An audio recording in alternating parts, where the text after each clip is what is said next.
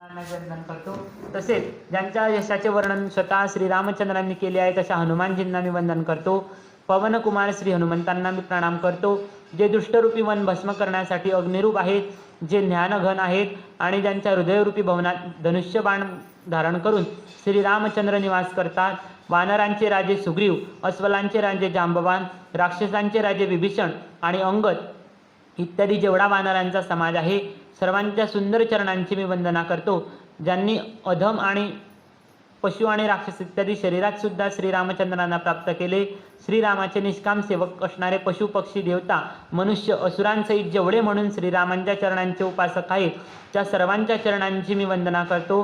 शुकदेवजी, सनकादिक, नारद मुनी इत्यादी जेवढे म्हणून भक्त आणि परमज्ञानी श्रेष्ठ मुनी आहेत, मी पृथ्वीवर मस्तक ठेवून त्या सर्वांना प्रणाम करतो।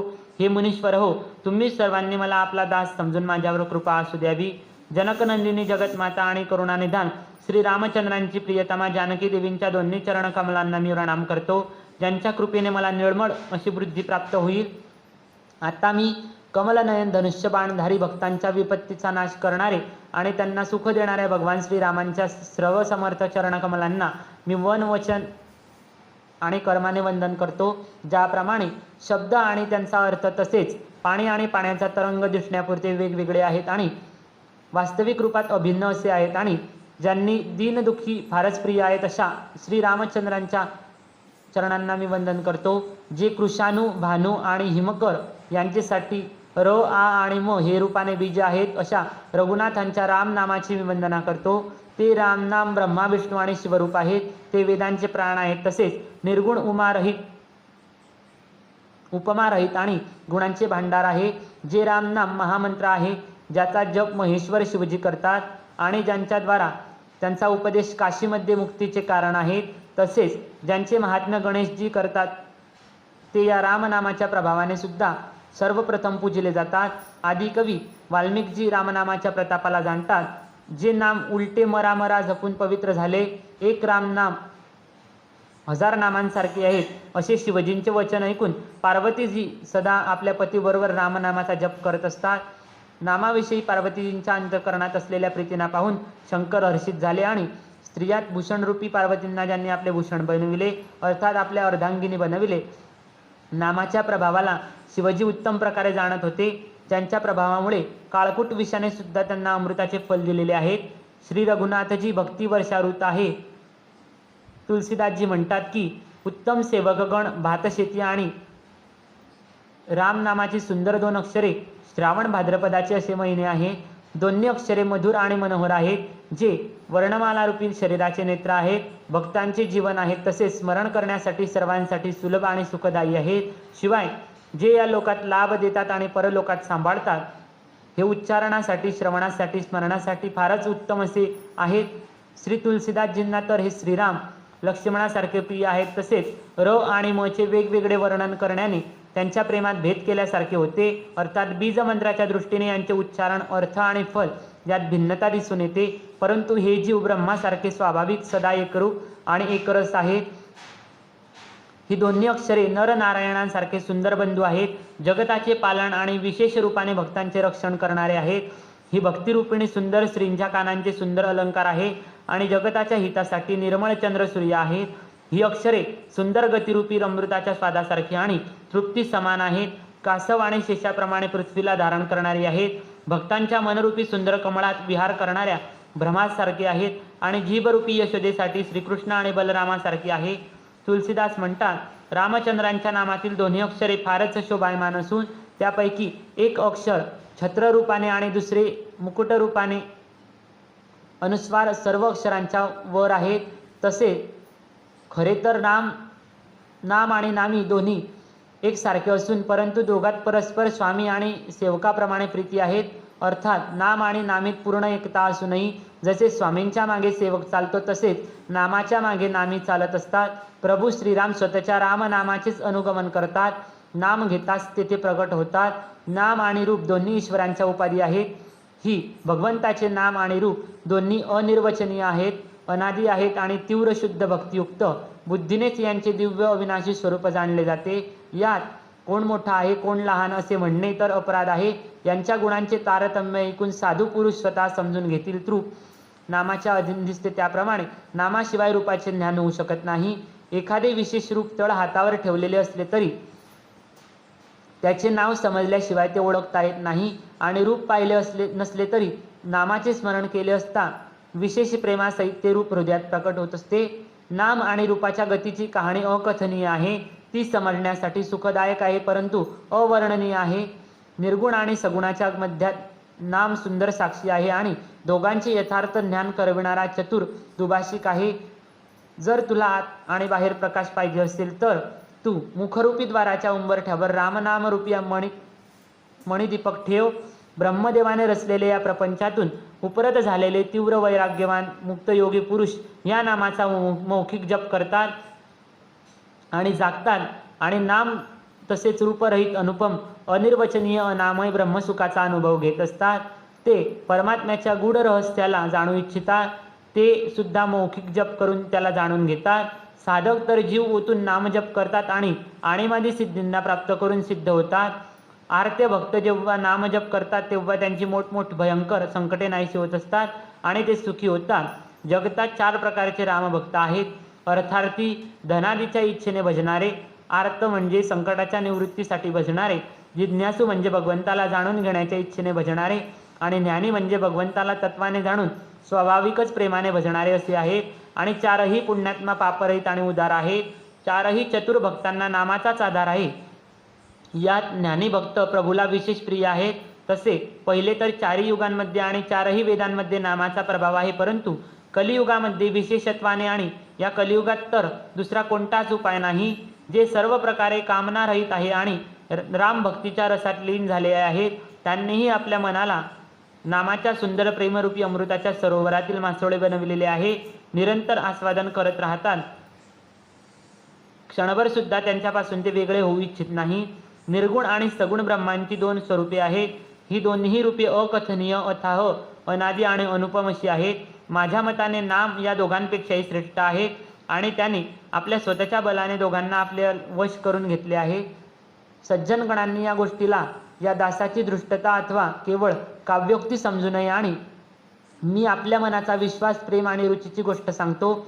निर्गुण आणि सगुण दोन्ही प्रकाराने ब्रह्मांचे होणारे ज्ञान अग्नीसारखे असून निर्गुण त्या अप्रगट अग्नीसारखे आहेत आणि जो लाकडात असतो परंतु दिसत नाही आणि सगुण त्याच्या प्रगट अग्नीसारखे आहेत, तो प्रत्यक्ष दिसतो. तत्वतः दोन्ही एकच आहेत. केवळ प्रगट अप्रगटाच्या भेदाने ते आपल्याला भिन्न वाटत असतात. त्याप्रमाणे निर्गुण आणि सगुण तत्वतः एकच आहे. असे असले तरी दोन्हीही जाणून घेण्यात कठीण आहेत परंतु नामाने दोन्ही सुगम होतात. म्हणून मी नामाला रामापेक्षा श्रेष्ठ म्हटले आहे. ब्रह्म व्यापक आहे, एक आहे, अविनाशी आहे, सत्ता, चैतन्य आणि आनंदाची घनराशी आहे. असे विकाररहित प्रभू हृदयात निवास करत असून जगताचे सर्व जीव दीन आणि दुःखी आहेत. नामाचे निरूपण करून नामाचे यथार्थ स्वरूप, महात्म्य, रहस्य आणि प्रभाव हे समजून घेऊन नामाला जतन केल्याने ब्रह्म तसेच रत्न जाणल्यासारखे त्यांचे मूल्य प्रकट होते, तसे प्रकट होत असते. अशा प्रकारे निर्गुणापेक्षा नामाचा प्रभाव अत्यंत श्रेष्ठ आहे. आता मी स्वतःच्या विचारानुसार म्हणतो की नाम रामापेक्षाही श्रेष्ठ आहे. रामचंद्रजींनी भक्तांच्या हितासाठी मानव शरीर धारण करून स्वतः कष्ट सहन करून साधूंना सुखी केले परंतु भक्तगण प्रेमाने नामाचा जप करत सहजच आनंदाने आणि कल्याणाचे निवासस्थान बनत असतात. श्री रामचंद्रांनी एका तपस्वीच्या पत्नीला तारले परंतु नामाने कोट्यावधी दुष्टांचा बिघडलेल्या बुद्धीला सुधारले आहेत. श्री रामचंद्रजींनी विश्वामित्र ऋषींच्या हितासाठी एका सुकेतू यक्षाची कन्या ताडका हिला सेना आणि पुत्रांसह समाप्त केले परंतु नाम आपल्या भक्तांचे दोष आणि दुःख दुराशांचा अशा प्रकारे नाश करून टाकते की जसे सूर्य रात्रींचा नाश करतो. रामचंद्रजींनी स्वतः शंकराचे धनुष्य तोडले परंतु नामाचा प्रतापच संसाराच्या सर्व भयांचा नाश करणारा आहे. प्रभू रामचंद्रजींनी दंडक वनाला सुखकर बनविले परंतु नामाने असंख्य माणसांची मने पवित्र केलेली असून रामजींनी राक्षसांच्या समूहाला ठार केले परंतु नाम तर कलियुगाच्या सर्व पापांचे मूळ उखडणारे आहे. रामजींनी शबरी, जटायू तसेच इत्यादी उत्तम सेवकांना सुद्धा मुक्ती दिली परंतु नामाने अगणित दुष्टांचा उद्धार केला आहे. नामाच्या गुणांच्या कथा सर्व वेदांमध्ये प्रसिद्ध असून रामचंद्रजींनी सुग्रीव आणि विभीषण दोघांची शरणागती स्वीकारली हे सर्वजण जाणतातच, परंतु नामाने अनेक गरिबांवर कृपा केलेली आहे. नामाचे हे सुंदर महात्म्य लोक वेदांमध्ये विशेष रूपाने प्रकाशित आहे. रामजींनी अस्वल आणि वानरांची सेना जमविली आणि समुद्रावर पूल बांधण्यासाठी फार परिश्रम केले, परंतु नाम घेताच संसार समुद्र आटतो. सज्जनगणांनीच मनात विचार करावा की दोघात कोण श्रेष्ठ आहे. श्रीरामजींनी रावणाला युद्धात कुटुंबासहित ठार केले तेव्हा सीतेसह त्यांनी आपल्या नगरात प्रवेश केला. राम राजा झाले. अयोध्या आणि त्यांची राजधानी झाली. देवता आणि मुनी सुंदर वाणीने त्यांचे गुण गाऊ लागले. परंतु सेवक प्रेमपूर्वक नामाच्या केवळ स्मरणाने परिश्रमाविना मोहाच्या प्रबल सेनेला जिंकून प्रेममग्न होऊन स्वसुखात रममाण होऊन नामाच्या प्रसादाने त्यांना स्वप्नात सुद्धा कोणतीही चिंता सतावित नाही. अशा प्रकारे नाम ब्रह्म आणि राम दोघांपेक्षा श्रेष्ठ आहे. नाम वरदान देणाऱ्यांना सुद्धा वर देणारे आहे. शंकरांनी हे जाणून 100 कोटी चरित्रांमधून या रामनामाला सार रूपाने वेचून आपल्या हृदयात ग्रहण केलेले आहे.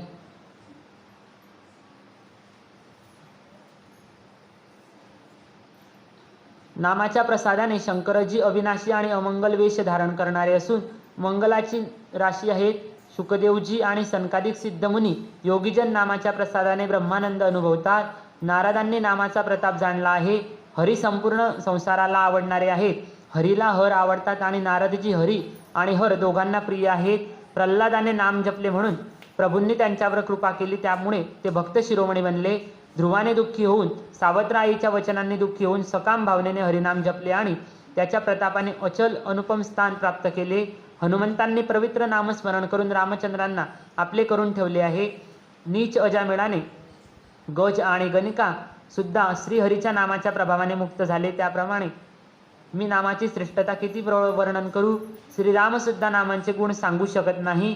कलियुगात रामाचे नाम कल्पतरू मनोवांछित पदार्थ देणारे आणि कल्याणाचे निवासस्थान मुक्तीचे घर आहेत. त्यांचे स्मरण करण्याचे भांगेसारखे तुलसीदास तुळशीसारखा पवित्र झाला. केवळ कलियुगाचीच गोष्ट नाही तर 4ही युगात, 3ही काळात आणि 3ही लोकात जीव नामस्मरण करून शोकरहित झाले आहेत. वेद पुराण आणि संतांचे मत हेच आहेत की समस्त पुण्याचे फल म्हणजे श्रीरामजींमध्ये अथवा रामनामामध्ये प्रेम उत्पन्न होणे हे आहे. पहिल्या सत्ययुगात ध्यानाने, दुसऱ्या त्रेतायुगात यज्ञाने आणि तिसऱ्या द्वापार युगात पूजनाने भगवान प्रसन्न होतात. परंतु कलियुग केवळ पापाचे मूळ आणि मलिन आहेत. यात माणसांची मने पापरूपी समुद्रात मासोळी बनलेली आहेत, अर्थात पापापासून कधी वेगळे होऊ इच्छित नाहीत. म्हणून या युगात ध्यान, यज्ञ आणि पूजन होऊच शकत नाही. अशा घोर कलियुगाच्या काळात नामच कल्पवृक्ष आहेत. तसेच त्याचे स्मरण करतात ते संसारातील सर्व कल्मशांचा, जंजाळाचा नाश करते. कलियुगात हे रामनाम मनोवांछित फल देणारे असून परलोकातील परम हितेशी आणि त्या लोकातील मातापिता आहेत. अर्थात परलोकात भगवंताचे परमधाम प्राप्त करून देते आणि या लोकात मातापितरांसारखे सर्व प्रकारांनी पालन, पोषण आणि रक्षण करते. कलियुगात कर्म, भक्ती आणि ज्ञान हे तिन्ही सहजासहजी प्राप्त होत नाहीत. रामनाम हा एकच असा आधार आहे की जे कपटाची खाण असलेल्या कलियुगरूपी कालनेमीला ठार करण्यासाठी बुद्धिमान आणि समर्थ हनुमानजी आहेत. रामनाम श्री नृसिंह भगवान आहेत. कलियुग हिरण्यकश्यपू आहे आणि ज्याने जप करणारे जन प्रल्हादासारखे आहेत. हे रामनाम देवतांच्या शत्रूला मारून जप करणाऱ्यांचे रक्षण करणारे आहे.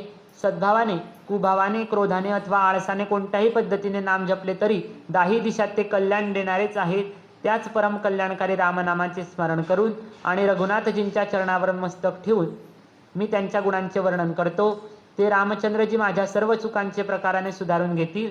त्यांची कृपा करण्यात कधीही थकत नाही. श्रीरामासारखे उत्तम स्वामी आणि माझ्यासारखा अधम सेवक असे असले तरी या दयानिधीने स्वतःच्या ब्रीदाकडे पाहून माझे पालन केले आहे. लोक आणि वेदांनी सुद्धा स्वतःच्या स्वामींची हीच रीती प्रसिद्ध आहे की ते विनयी सेवकाचे प्रेम ओळखतात. श्रीमंत, दरिद्री, ग्रामीण, शहरी, पंडित, मूर्ख, बदनाम, यशस्वी, सुकवी, कुकवी आणि सर्व नरनारी आपल्या आपल्या बुद्धीनुसार स्तुती करतात. आणि साधू, बुद्धिमान, सुशील, ईश्वराच्या अंशाने उत्पन्न झालेले कृपाळू राजे सर्वांचे ऐकून आणि त्यांची भाषा, विनय आणि भाव ओळखून सुंदर गोड भाषणाने सर्वांचा यथायोग्य सन्मान करतात. हा स्वभाव तर संसारी राजांचा आहे. कौशल्यानाथ श्रीरामचंद्र चतुर शिरोमणी आहे. श्री रामचंद्रजी विशुद्ध प्रेमाने प्रसन्न होतात, परंतु जगतात माझ्यापेक्षा वरचढ मूर्ख आणि मलिन बुद्धीचा दुसरा कोण असेल? तरीही कृपाळू रामचंद्रांनी माझ्यासारख्या दुष्ट सेवकाविषयी प्रीती आणि आवड अवश्य ठेवतील, कारण त्यांनी दगडांना जहाज आणि वानर अस्वलांना बुद्धिमान मंत्री बनविलेले आहेत. सर्व लोक मला श्रीरामाचा सेवक म्हणतात आणि मीही लज्जा संकोच सोडून स्वतःला सेवक म्हणवितो. कृपाळू रामचंद्रजींनी अशा प्रकारच्या निंदेला सहन करतात की श्री सीतानाथजींसारख्या स्वामींच्या तुलसीदासासारखा सेवक आहे. ही माझी फार मोठी दुष्टता आणि दोष आहे. माझी पापे ऐकून नरकाने देखील नाक मुरडले आहे. अशा विचाराने मला स्वतःच्याच कल्पित भयाने भीत वाटते आहे. परंतु भगवान रामजींनी तर स्वप्नात सुद्धा इकडे माझ्या या दृष्टतेकडे आणि दोषाकडे लक्ष दिले नसून उलट माझ्या प्रभू रामजींनी तर ही गोष्ट ऐकून पाहून आणि आपल्या सुचितरूपी चक्षुने निरीक्षण करून माझ्या भक्ती आणि बुद्धीचे कौतुकच केले आहे. कारण बोलण्यात जरी बिघडले असले तरी मी स्वतःला भगवंताचा सेवक म्हणवित असलो तरी अंतःकरणात प्रामाणिकता असली पाहिजे. योग्य न मानता पापी आणि दीनच मानतो हा चांगुलपणा आहे. श्री रामजींनी सुद्धा दासाच्या अंतःकरणाची ही उत्तम स्थिती जाणून प्रसन्न होत असतात. प्रभूंच्या चित्तात आपल्या भक्तांच्या चूक भुलीचे स्मरणही राहत नाही. ते त्या चुका विसरून जात असतात आणि त्यांच्या अंतःकरणाच्या चांगल्या स्थितीला 100 वेळा स्मरण करतात. ज्या पापांमुळे त्यांनी वालीच्या व्याधाप्रमाणे ठार केले होते त्याचप्रमाणे तीच कृती पुढे सुग्रीवाने केली होती. तशीच क्रिया विभीषणाची होती, परंतु श्री रामचंद्रजींनी स्वप्नात सुद्धा त्यांचा विचार केला नाही. उलट भरतजीला भेटले तेव्हा रामजींनी विभीषणाचा सन्मान केला आणि राजसभेत त्याचे गुणवर्णन केलेले आहेत. प्रभू श्री रामचंद्रजी तर झाडाच्या खाली आणि वानरे झाडावर, अर्थात कुठे मर्यादा पुरुषोत्तम सच्चिदानंद घन परमात्मा रामचंद्रजी आणि कुठे झाडाच्या फांद्यानं उडा मारणारी वानरे, परंतु अशा या वानरांना सुद्धा त्यांनी आपल्यासारखे बनविले आहेत. तुलसीदास म्हणतात, रामचंद्रजींसारखे शीलनिधान स्वामी कुठेही सापडणार नाही. हे रामजी, तुमच्या अशा दयाळू स्वभावाने सर्वांचे बरे आहेत, अर्थात तुमचा कल्याणमय स्वभाव सर्वांचे कल्याण करणारा आहे. जर हे खरे आहे तर तुलसीदासाचे सुद्धा निश्चितच सदा कल्याण होईल. अशा प्रकारे माझ्या गुणांचे दोष वर्णन करून आणि सर्वांना पुन्हा प्रणाम करून मी रामचंद्रजींचे निर्मळ यश वर्णन करतो, ज्याच्या श्रवणाने कलियुगातील पापे नाहीशी होतील. याज्ञवल्क मुनींनी जी मधुर कथा मुनिश्रेष्ठ भरद्वाज मुनींना ऐकवली होती त्याच संवादाचे मी वर्णन करतो. सर्व सज्जनांनी सुखानुभव करत ती ऐकावी. शिवजींनी प्रथम मधुर चरित्राला रचले, नंतर कृपा करून ते पार्वतींना सांगितले. शिवजींनी काकभूषुंडीजींची रामशक्ती रामभक्ती ओळखून आणि तिचा योग्य अधिकार ओळखून तेच चरित्र त्यांना प्रदान केले आणि त्या काकभूषुंडींकडून ते चरित्र पुढे याज्ञवल्क्यांनी प्राप्त केले आणि त्यांनी ते भरद्वाज मुनींना सांगितले आहे. ते दोन्ही वक्ते आणि श्रोते, याज्ञवल्क आणि भारद्वाज मुनी, समान शीलवान, समदर्शी आणि श्रीहरीच्या लीला जाणणारे होते. ते आपल्या ज्ञानाने आणि तिन्ही कालाच्या गोष्टी करतळावर ठेवलेल्या आवड्याप्रमाणे जाणतात. याविषयी जे सुजाण भगवंताच्या लीलांचे रहस्य जाणारे हरिभक्त आहे ते या चरित्राचे कथन अनेक प्रकारांनी सांगतात, ऐकतात आणि समजून घेतात. नंतर तीच कथा वाराह क्षेत्रामध्ये आपल्या गुरुजींकडून मी ऐकली, परंतु त्यावेळी मी बालपणामुळे फारच बेसमज होतो म्हणून ती मला चांगल्या प्रकारे समजली नाही. श्री रामचंद्रजींच्या गूढ कथेचे वक्ते आणि श्रोते दोन्ही ज्ञानाचे भांडार असतात. कलियुगाच्या पापांनी ग्रसित महामूर्ख जसा मी जडजीव ती कधी समजू शकणार का? तरीही गुरुजींनी तेव्हा ती कथा वारंवार सांगितली तेव्हा बुद्धीनुसार थोडी थोडी मी समजून घेतली. तीच आता माझ्याद्वारा पद्यात असली आहे. त्यामुळे माझ्या मनाला संतोष होईल. माझ्यात जी काही बुद्धी आहे आणि विवेकाचे बळ आहे त्यानुसार मी भगवत प्रेरणेने सांगतो. मी स्वतःचा संदेह, अज्ञान आणि भ्रम याचा नाश करणारी कथा रचतो. ती संसाररूपी नदी पार होण्यासाठी नाव आहे. रामकथा पंडितांना विश्राम देणारी, सर्व माणसांना प्रसन्न करणारी आणि कलियुगाच्या पापांचा नाश करणारी अशी आहे. रामकथा कलियुगरूपी सर्पांसाठी मोर आहे आणि विवेकरूपी अग्नी प्रकट करण्यासाठी अरणी आहेत. अर्थात ही कथा श्रवण करण्याने ज्ञान प्राप्त होत असते. रामकथा कलियुगातील सर्व मनोरथांना पूर्ण करणारी कामधेनू गाय आहे आणि सज्जनांसाठी सुंदर संजीवनी मुळी आहे. पृथ्वीवर ही अमृताची नदी आहे आणि जन्म मरणरूपी भयाचा नाश करणारी आणि भ्रमरूपी बेडकांना खाण्यासाठी सर्पिणी आहे. ही रामकथा असुरांच्या सेनेप्रमाणे असणाऱ्या नरकांचा नाश करणारी असून आणि साधुरूप देवतांच्या कुलाचे हित करणारी पार्वती दुर्गा आहे. ही संत समाजरूपी क्षीरसमुद्रासारखी लक्ष्मीसारखी आहे आणि संपूर्ण विश्वाचा भार उचलण्यात अचल पृथ्वीसारखी आहे. यमदूतांच्या तोंडाला काळीमा फासण्यासाठी ही कथा जगतात यमुनेसारखी आहे आणि जीवांना मुक्ती देण्यासाठी जणू काय काशीच आहे. ही कथा रामचंद्रजींना पवित्र तुळशीसारखी प्रिय आहे आणि तुलसीदासांसाठी हुसलीसारखी तुलसीदासांची माता आहे. अंतःकरणपूर्वक हित करणारी अशी आहे. ही रामकथा शिवजींना नर्मदेसारखी प्रिय आहे आणि ही सर्व सिद्धींना तसेच सुखसंपत्तीची राशी आहे. सद्गुणरूपी देवतांची उत्पत्ती आणि पालनपोषण करण्यासाठी माता आदितीसारखी आहे. रामचंद्रांच्या भक्ती आणि प्रेमाची ती परम सीमाच आहे. तुलसीदास म्हणतात की ही रामकथा जणू काय मंदाकिनी नदी, सुंदर निर्मळ चित्त चित्रकूट पर्वत आहे आणि सुंदर स्नेह हेच वन आहे ज्या ठिकाणी श्री सीतारामजी विहार करतात. रामचंद्रजींचे चरित्र जणू काय सुंदर चिंतामणी आहे आणि संतांच्या बुद्धिरूपी स्त्रीचा सुंदर शृंगार आहे. श्री रामचंद्रजींचा गुणसमूह जगताचे कल्याण करणारा आणि मुक्ती, धन, धर्म आणि परमधाम देणारा असा आहे. हा गुणसमूह ज्ञान, वैराग्य आणि योगासाठी सद्गुरू आहे. तसेच संसाररूपी भयंकर रोगाचा नाश करण्यासाठी देवतांच्या वैद्यासारखा तो आहे.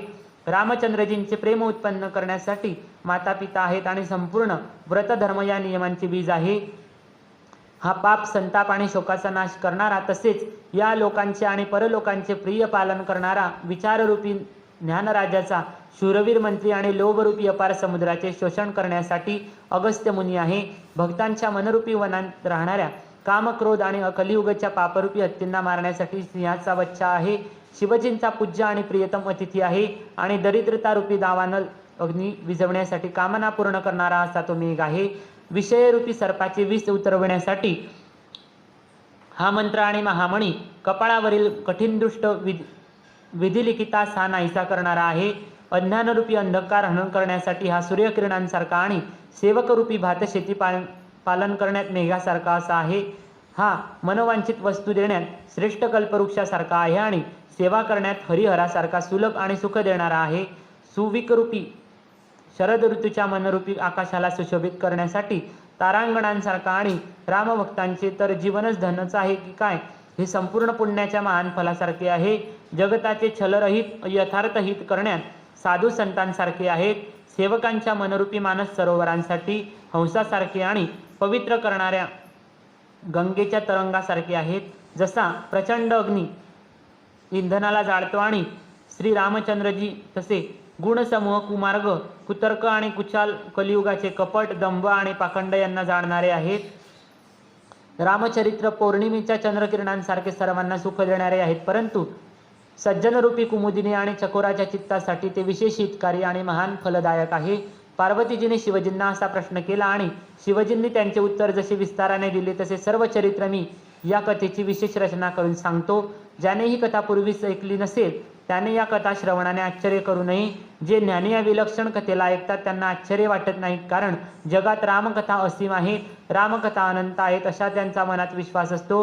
रामचंद्रजींचे नाना प्रकारचे अवतार झालेले आहेत आणि 100 कोटी एवढेच नव्हे तर रामायण हे अपार आहेत. कल्पभेदानुसार श्रीहरीची चरित्रे मुनीश्वरांनी अनेक प्रकारांनी गायली आहेत, म्हणून तुम्ही आपल्या अंतःकरणात संदेह न करता आदराने प्रेमयुक्त होऊन ती कथा ऐका. श्री रामचंद्रजी अनंत आहेत, त्यांचे गुणही अनंत आहेत आणि त्यांच्या कथांचा विस्तार सुद्धा असीम आहेत, म्हणून त्यांचे विचार शुद्ध आहेत. ते ही कथा श्रवण करून आश्चर्य मानणार नाहीत. अनेक प्रकारे सर्व संदेहांना दूर करून श्री गुरुजींच्या चरणकमलांच्या रजाला मस्तकी धारण करून मी पुन्हा हात जोडून सर्वांना विनंती करतो, त्यामुळे कथेच्या रचनेत कोणत्याही दोषाचा स्पर्श होऊ नये. आता मी आदरपूर्वक शिवजींच्या चरणावर मस्तक ठेवून रामचंद्रजींच्या गुणांची निर्मळ कथा सांगतो. श्रीहरीच्या चरणावर मस्तक ठेवून या कथेचा आरंभ करतो. चैत्र मासाच्या 9वी तिथीस मंगळवारी श्री अयोध्येत हे चरित्र प्रकाशित झालेले आहेत असे वेद म्हणतात. ज्या दिवशी श्रीरामजींचा जन्म होतो त्या दिवशी सारे तीर्थ श्री अयोध्येत येत असते. असुर, नाग, पशु पक्षी, मनुष्य, मुनी, नाग, देवता हे सर्व अयोध्येत येऊन श्री रघुनाथजींची सेवा करतात. बुद्धिमान लोक रामजन्मांचा महोत्सव साजरा करतात आणि श्री रामचंद्रजींच्या सुंदर कीर्तीचे गायन करतात. त्या दिवशी सज्जनांचे पुष्कळशी समुदाय श्री शरयू नदीच्या पवित्र जलात स्नान करतात आणि हृदयात सुंदर श्याम शरीर असलेल्या श्री रामचंद्रजींचे ध्यान करून त्यांच्या नामाचा जप करतात. शरयू नदीचे दर्शन, स्पर्श, स्नान आणि जलपान पापांचे हरण करणारे असते असे वेदपुराणात वर्णन आहे. ती ही नदी फारच पवित्र अशी असून तिचे महात्म्य अनंत आहेत. विमूल बुद्धी असणारी सरस्वती सुद्धा हिचे महात्म्य सांगू शकत नाही. ही शोभायमान अयोध्यापुरी रामचंद्रजींचे परमधाम देणारी आहेत आणि अत्यंत पवित्र आहे. ही सर्व लोकात प्रसिद्ध आहे. जगतात अंडज, स्वेदज, उद्भिज आणि जरायू ज्या 4 प्रकारचे अनंत जीव आहेत त्यापैकी कोणीही अयोध्येत शरीर सोडले तर ते पुन्हा या संसारात जन्माला येत नाही. जन्ममृत्यूच्या चक्रातून सुटून ते भगवंताच्या परमधामात निवास करीत असतात.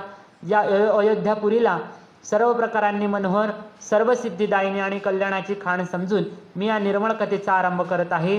तिच्या श्रवणाने काम, मद आणि दंभ नष्ट होत असतात.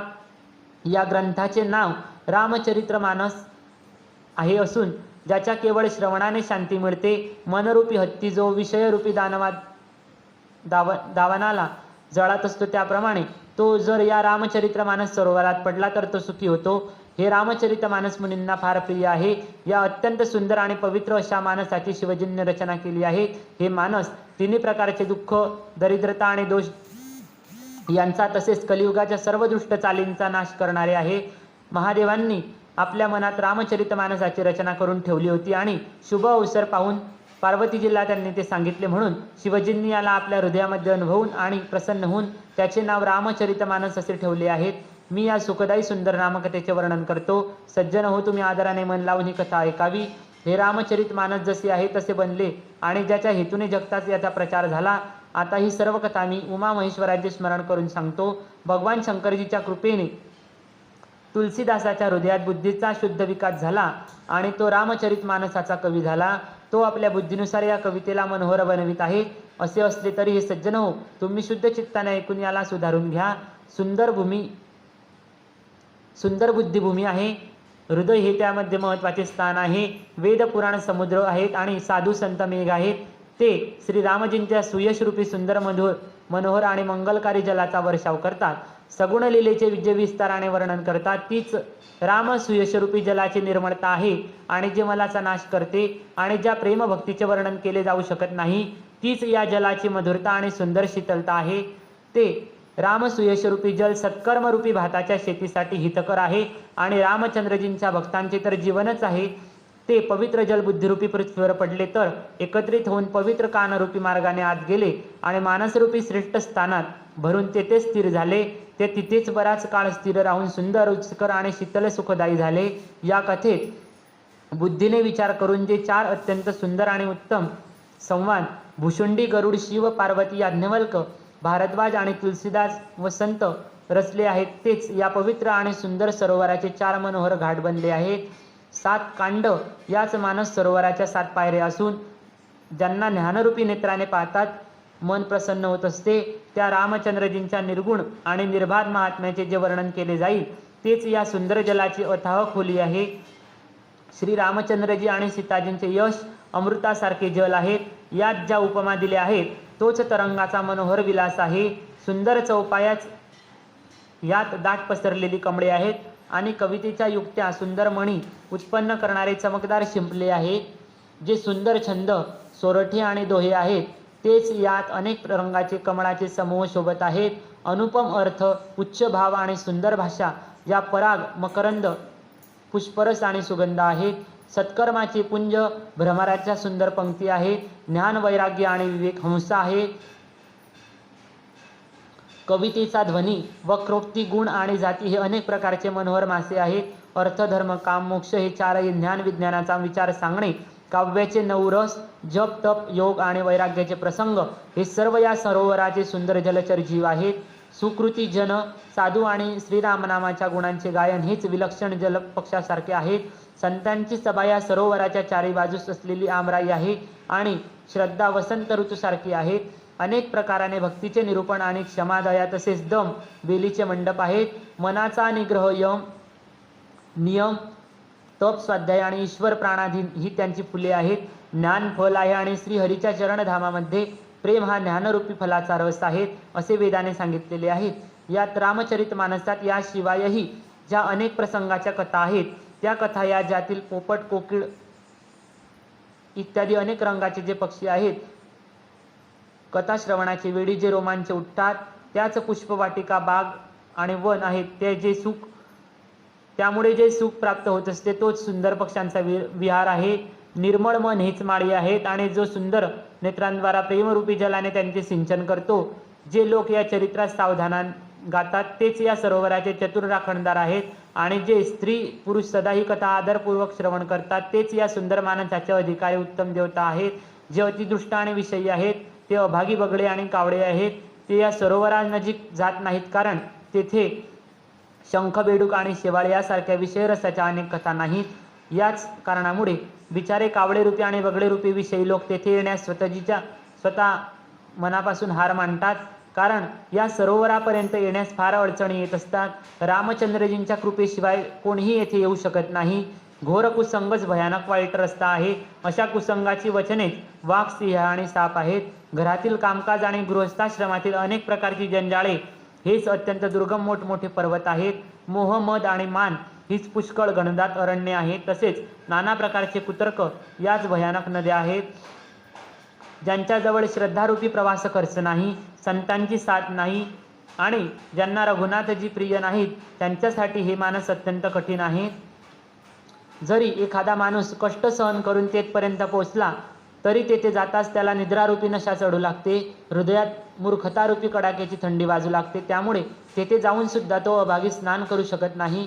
तो त्या सरोवरात स्नान आणि जलपांतर करतच नाही, उलट अभिमानाने परततो. जर त्याला कोणी तेथील स्थिती विचारली तर तो त्या सरोवराची निंदा करून त्याला समजावत असतो. जेव्हा रामचंद्रजी सुंदर कृपादृष्टीने पाहतात तेव्हा ही सर्व विघ्ने त्याला बाधत नाहीत आणि तोच आदराने या सरोवरात स्नान करतो व तो महान भयानक त्रितापाने आध्यात्मिक आदी भौतिक आणि आदी दैविक तापांनी जळत नाही. ज्यांना श्री रामचंद्रजींचे चरण विशेष प्रिय आहेत ते या सरोवराचा कधीही त्याग करीत नाहीत. सज्जन हो, जो या सरोवरात स्नान करू इच्छितो त्याने मन लावून सत्संग केला पाहिजे. अशा मानस सरोवरास हृदयरूपी नेत्राने पाहून आणि त्यात डुबकी मारून कवीची बुद्धी निर्मळ झाली आणि त्यांचे हृदय आनंद आणि उत्साहाने भरून गेले व त्यातून प्रेम व आनंदाचा प्रवाह ओसंडून वाहू लागला. त्यापासून ती मधुर कवितारूपी नदी वाहू लागली. त्यात रामजींनी निर्मळ यशरूपी जल भरलेले आहे. हिचे नाव शरयू आहेत, जी संपूर्ण सुंदर मंगलाची मूळ आहेत. लोकमत आणि वेदमत हिचे 2 तट आहेत. या सुंदर मानस सरोवराची कन्या शरयू नदी अतिपवित्र अशी आहे आणि कलियुगाच्या पापरूपी रोपट्यांना आणि वृक्षांना मुळासकट उपटून टाकणारी आहेत. तिन्ही प्रकारच्या श्रोत्यांना समाज हाच या नदीच्या दोन्ही तटावर वसलेले पूर, गाव आणि नगर, संतांची सभा हीच या सर्वांग सुंदर मंगलाची मूळ अनुपम अयोध्या आहे. सुंदर कीर्तिरूपी मधुर शरयू राम भक्तिरूपी गंगेत मिळाली. धाकटे बंधू लक्ष्मणांसह रामचंद्रजींच्या युद्धाचा पवित्र यशरूपी सुंदर महानद सोन त्यात मिसळला. दोन्हीच्या मध्यभागी भक्तिरूपी गंगेची धार ज्ञान आणि वैराग्यासह शोभत आहे. अशी त्रिविध तापांना भयभीत करणारी ही त्रिवेणी संगम झालेली नदी श्रीराम स्वरूपरूपी समुद्राकडे जात आहे. कीर्तिरूपी शरयूचे मूळ मानस श्रीरामचरित्र आहेत आणि रामभक्तिरूपी गंगेत मिळाली म्हणून ही श्रवण करणाऱ्या सज्जनांना मनाला पवित्र करील. हिच्या मध्यात ज्या भिन्न भिन्न प्रकारच्या विचित्र कथा सांगितलेल्या आहेत त्यात जणू नदीच्या तटाच्या आसपासची वने आणि बागा आहेत. भगवान शिवजी आणि पार्वतींच्या विवाहातील वराडी हे या नदीतील अनेक प्रकारचे असंख्य जलचर जीव आहेत. रघुनाथजींच्या जन्मप्रसंगातील आनंदोत्सव हे या नदीतील भोवरे आहेत आणि तरंगांची मनोहरता आहे. चारही भावंडांचे जे बालचरित्र आहे तीच यात फुललेली पुष्कळ रूपी रंगीबेरंगी कमळे आहेत. जी दशरथ तसेच या त्यांच्या राण्या आणि कुटुंबियांचे सत्कर्म हेच भ्रमर आणि जलपक्षी आहेत. सीताजींच्या स्वयंवराची जी मधुर कथा आलेली आहे तीच या नदीतील अत्यंत शोभायमान होत आहेत. अनेक सुंदर विचारपूर्ण प्रश्न याच नदीतील नावा आहेत आणि विवेकयुक्त उत्तर हे त्यांचे सुंदर केवट आहेत. या कथा श्रवणानंतर आपसात जी चर्चा होते तो या नदीच्या कडेने चालणाऱ्या यात्रिकांचा समाज शोभत असतो. परशुरामाचा क्रोध या नदीतील भयानक धार आहे आणि रामचंद्रजींचे श्रेष्ठ वचन हे मनोहर बांधीव घाट आहेत. भावंडांसहित रामचंद्रजींच्या विवाहाचा उत्सव हा या कथा नदीच्या कल्याणकारी पूर आहे जो सर्वांना सुख देणारा आहे. याच्या श्रवणाने आणि वर्णनाने जे हर्षित आणि पुलकित होतात तेच पुण्यात्मा पुरुष प्रसन्न मनाने या नदीत स्नान करतात. रामजींच्या राजतिलकासाठी जो मंगलसाज सजविला गेला तोच जणू काही पर्वतसमयी या नदीवर जमलेले यात्रिकांचे समूह आहेत. कैकईची कुबुद्धी हीच या नदीत शेवाळे आहेत आणि ज्याच्या फलस्वरूपात फार मोठी आपत्ती कोसळली. संपूर्ण अगणित उत्पत्त्यांना नाश करणारे भरतजींचे चरित्र संपूर्ण अगणित उत्पातांना शांत करणारे भरतजींचे चरित्र हा नदी तटावर केला जाणारा जपयज्ञ आहे. कलियुगातील पापी आणि दुष्ट यांच्या अवगुणांचे जे वर्णन आहे तेच या नदीच्या पाण्यातील चिखल आणि बगडे कावडे आहेत. ही कीर्तिरूपिणी नदी साही ऋतूत मधुर आहे, सर्व समयी परंतु परमसुंदर आणि अत्यंत पवित्र आहे. यात शिवपार्वतीचा विवाह हेमंत ऋतू आहे. रामचंद्रजींचा जन्मोत्सव सुखदायी शिशिर ऋतू आहे. रामजींच्या विवाह समाजाचे वर्णन हाच आनंदमय मंगलमय ऋतुराज वसंत आहे. रामजींचे वनगमन हा दुस्सह ग्रीष्म ऋतू आहे आणि वनमार्गाची कथा हे कडक ऊन आणि गरम हवा आहे. राक्षसांबरोबर झालेले घोर युद्ध हा वर्षा ऋतू आहे, जो देवकुलरूपी भातशेतीसाठी सुंदर कल्याण करणारा असा आहे. रामचंद्रजींच्या राज्यकालातील सुख, विनम्रता आणि मोठेपणा हा निर्मळ सुख देणारा आल्हाददायी शरद ऋतू आहे.